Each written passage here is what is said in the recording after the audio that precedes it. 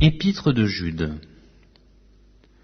Jude, serviteur de Jésus-Christ et frère de Jacques, à ceux qui ont été appelés, qui sont aimés en Dieu le Père et gardés pour Jésus-Christ. Que la miséricorde, la paix et la charité vous soient multipliées.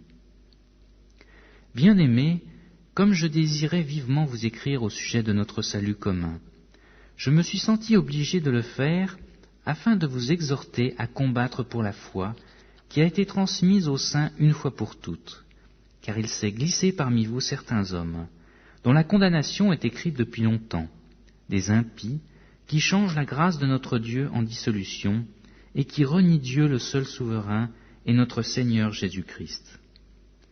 Je veux vous rappeler, à vous qui savez fort bien de choses, que le Seigneur, après avoir sauvé le peuple et l'avoir tiré du pays d'Égypte, fit ensuite périr les incrédules, qu'il a réservés pour le jugement du grand jour, enchaînés éternellement par les ténèbres, les anges qui n'ont pas gardé leur dignité, mais qui ont abandonné leur propre demeure.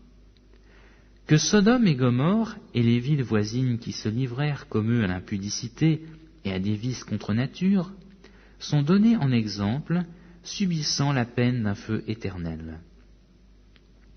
Malgré cela, ces hommes aussi, entraînés par leur rêverie, souillent pareillement leur chair, méprisent l'autorité et injurient les gloires.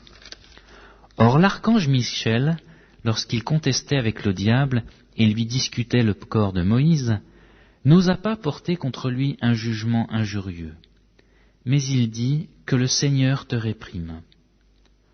Eux, au contraire, ils parlent d'une manière injurieuse de ce qu'ils ignorent, et ils se corrompent dans ce qu'ils savent naturellement comme des brutes.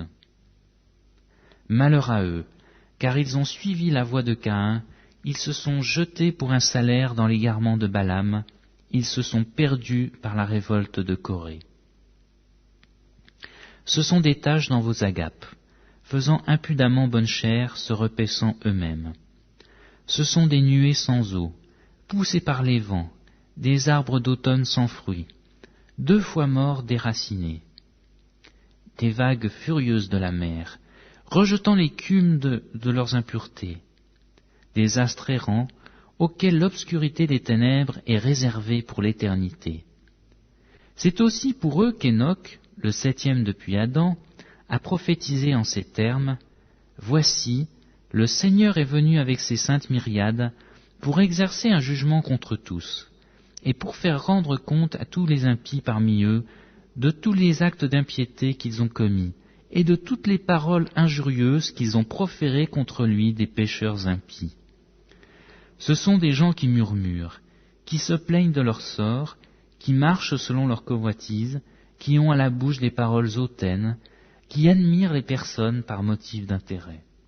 Mais vous, bien-aimés, souvenez-vous des choses annoncées d'avance par les apôtres de notre Seigneur Jésus-Christ. Ils vous disaient qu'au dernier temps, il y aurait des moqueurs, marchant selon leur convoitise impie.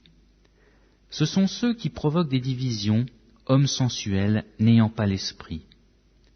Pour vous, bien-aimés, vous édifiant vous-même sur votre très sainte foi, et priant par le Saint-Esprit, maintenez-vous dans l'amour de Dieu, en attendant la miséricorde de notre Seigneur Jésus-Christ pour la vie éternelle.